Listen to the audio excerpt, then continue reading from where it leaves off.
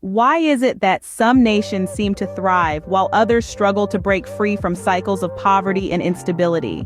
What if we told you that the answer lies not in geography, culture, or knowledge, but in the very institutions that govern these nations?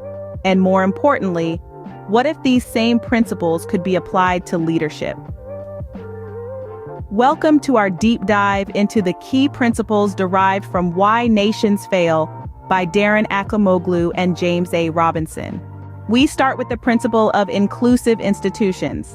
Successful nations are built on inclusive institutions that offer equal opportunities for participation and success to all members of society.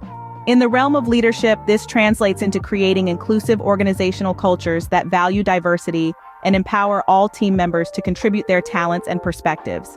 Next, we talk about the rule of law. Nations that uphold the rule of law establish a framework of predictable and fair governance. For leaders, this means prioritizing transparency, accountability, and adherence to ethical standards within their organizations to build trust and foster a culture of integrity. We then move on to property rights. Secure property rights are essential for fostering innovation, entrepreneurship, and economic growth. Leaders should create environments where intellectual property, creative ideas, and individual contributions are respected and protected.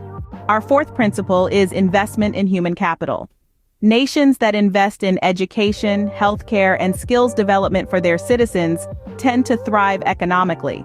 Similarly, leaders should prioritize investing in the development and well-being of their employees, recognizing that a skilled and motivated workforce is the cornerstone of organizational success. Next, we discuss innovation and adaptability. Nations that encourage innovation and adaptability are better equipped to thrive in a rapidly changing world. Leaders should foster a culture of innovation within their organizations, encouraging experimentation, creativity, and a willingness to embrace change. We then turn our attention to decentralized decision-making. Centralized decision-making can lead to inefficiency and stagnation. Leaders should empower employees at all levels to make decisions and take initiative, enabling faster responses to changing conditions and fostering a sense of ownership and accountability. Our seventh principle is the avoidance of extractive practices. Nations that extract wealth and resources for the benefit of a privileged few tend to stagnate or decline in the long run. Leaders should eschew extractive practices within their organizations, instead prioritizing fair and equitable distribution of rewards and opportunities. We then discuss resilience and adaptation. Nations that can adapt to challenges and crises are more likely to endure and prosper. Leaders should cultivate resilience within their organizations, building flexibility, agility, and the capacity to learn from failures and setbacks. Finally, we conclude with long-term vision.